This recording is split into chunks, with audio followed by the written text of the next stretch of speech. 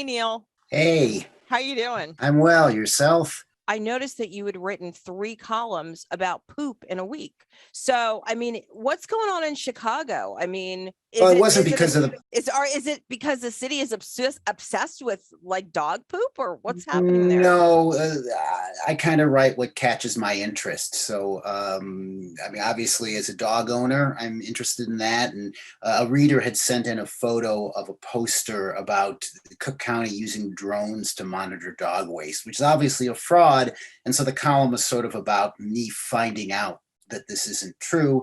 And then someone sent in that they were making these poop purses, basically a purse you could put your dog bags into, which I thought was really strange. I mean, to me, I kind of hold the bag between my thumb and forefinger. I certainly don't want a purse or a bag to put it in. But I really wrote about it because it was made in Chicago. And you think of this sort of product as being made in China. And so the Sure. fact that they were sewing them in Carpentersville. And then the third thing was someone I mentioned the law. Cook County has a law saying that you must clean up after your dogs. There's a $500 fine unless you have a service dog. And Okay. our book editor, Henry Kaiser, is completely deaf and sort of a fierce advocate for people with disabilities. And he wrote in saying this is an insult that almost everyone with a service dog can indeed pick up after them. And so that topic, so there weren't just 3 columns about dog poop. And so the third one raised the question, and I kind of said, well, maybe it's for blind people seeing eye dogs, and which raised the question, how do blind people pick up after their dog? And so I have a number of blind readers. I've written about people with visual impairments. And so I asked them, how do you pick up after your dog? Targeting this article, and the reason I contacted you is, obviously, if you're deaf, like you're the book editor at the Chicago Sun-Times, I think you'd also be, there are people in wheelchairs, there are people who physically can't pick up after their dog.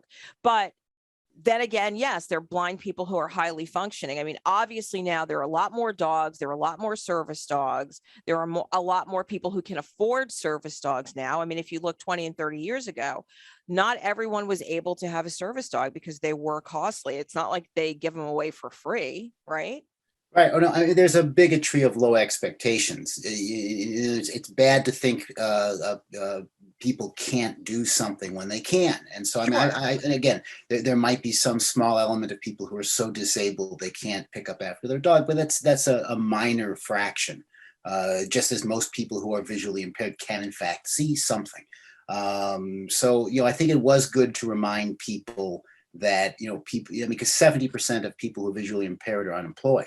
And so part of it was sort of saying they can pick up after their dogs. The woman I interviewed was a cellist at the Elmhurst Symphony.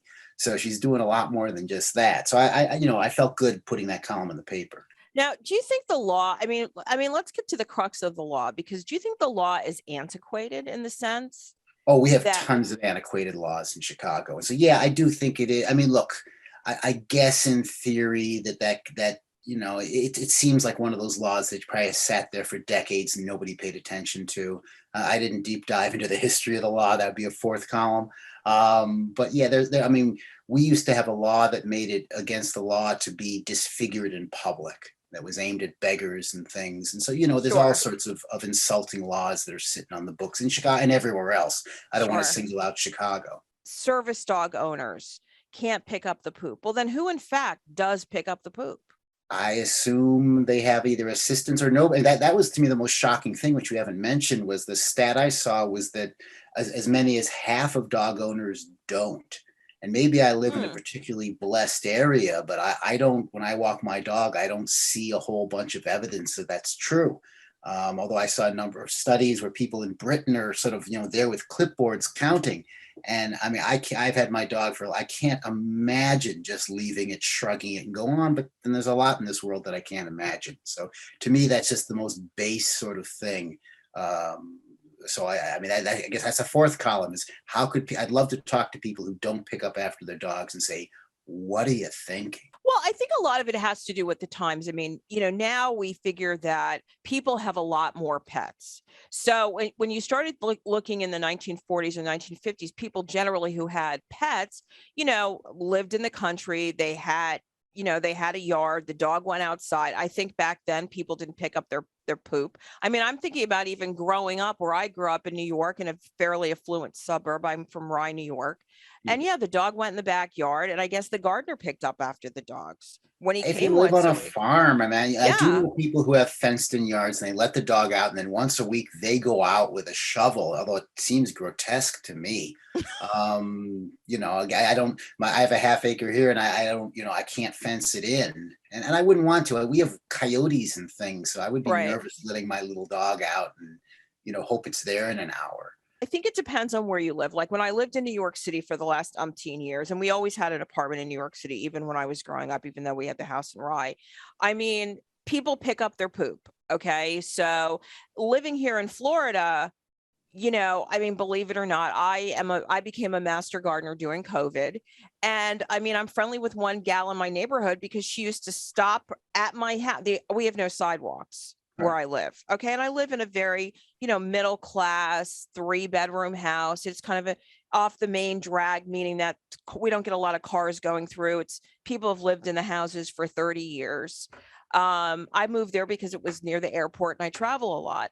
That might not be the case now, but so she came by my house and, I have a really nice yard. I've spent a lot of money on it. I've done it all myself because I became a master gardener during COVID, and she was just going to let her dog pee and poop on my lawn.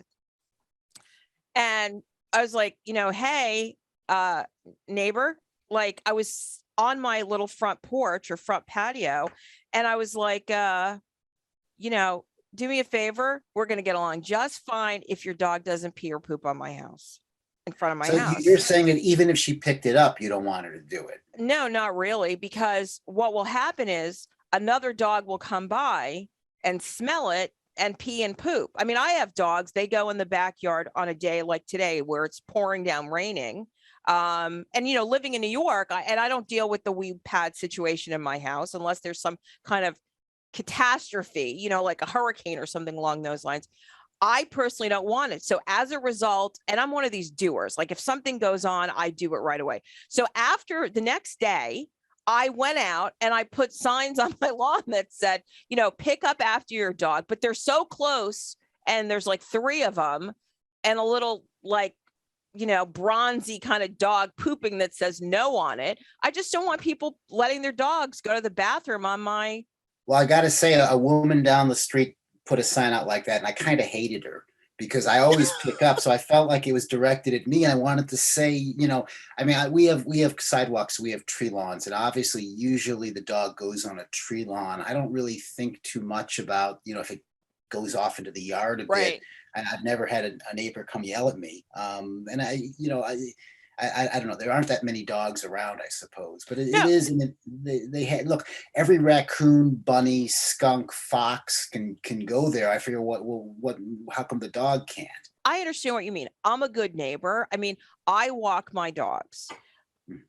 One dog goes in the street. One dog does barely. If I can get him to pee once a month outside, great. My other dog will go, but my dogs have been trained to go on pretty much concrete because I was a city dweller before I moved to Florida.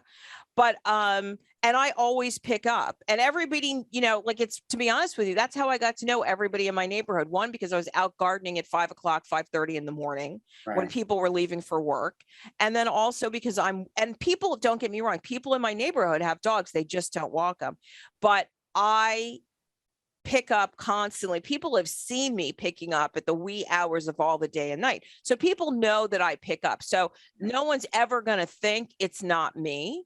But I mean, we've had new people move in and somebody used to let their dog out, run around the neighborhood early in the morning. And, one day they came up toward my house and I was like, no, out. See you, dog. Bye-bye. Yeah, I said, no, I wouldn't have a loose dog like that. yeah, I mean, it's just crazy. But, I mean, I was kind of curious. So, I mean, I know I met another neighbor who I really like now, but I was sitting outside and he let his dog go on my neighbor's lawn and he didn't have a bag. Now, in New York City, we used to say the poop patrol. Those are those crazy dog owners who chase you down the street holding, here's the poop bag, here's the poop bag. Right. Do you need to borrow one or something? I was just curious when I started thinking about the big picture. Okay, so we know people with disabilities are more active these days. Laws can be antiquated. I was curious about, how people, who's going to pick up the poop if service dog owners don't pick it up? And then you also have all the fake service dog owners who wear the vest so they can go into the various stores on Mag Mile, wait online. It's what is it? The Shake and Shack place, because they Right, have no, so they can bring their service pig on the plane and stuff. No, right. and that's a whole nother discussion. Those people are terrible. I mean, look, out in the suburbs, they have people who will do what I call maximizing their advantage. They've already got it good and they want it to be double good. I don't, I can't worry too much about that. I mean, to me, I've used my handkerchief if I forgot a bag. I mean, I really, to me, it's a moral wrong not to pick up after your dog. Sure. So, but on the other hand, if I was a quadriplegic, I guess those people walk dogs, and if you cannot do it, you have to have your dog go in the gutter or have someone follow you. My guess, Charlotte, is it's not a big enough problem to have an issue over Sure. it. I certainly don't want to put what's the biblical line? Put a stumbling block before the blind or whatever. No, So but I don't. right. One of the things that I thought was funny when I was doing research, I was looking around on the web and stuff, and I found like there's some organizations when people have the dog wear a certain type of coat, that's when the dog goes to the bathroom. Or dogs are taught to go, guide dogs are taught to go on command. Blind woman I focus on, she has a command, get busy, and then just so your audience can know what she does, she can feel through the leash when the dog is spinning around, and then she sort of pets it, and by the arch of its back can tell whether it's peeing or pooing, and then she sort of follows it down and plants a foot, and it'll kind of grow. Look, kind of the way I do in the dark. Sometimes I'll whip out my phone and put on the flashlight. Other times I'll just sort of go down with the bag and poke around till I find it. Sure. So it's funny. This is my first dog. My boys got her 11 years ago. And I remember saying, you're not asking for a dog. You're asking me to pick up dog crap twice a day, and I'm not going to do it.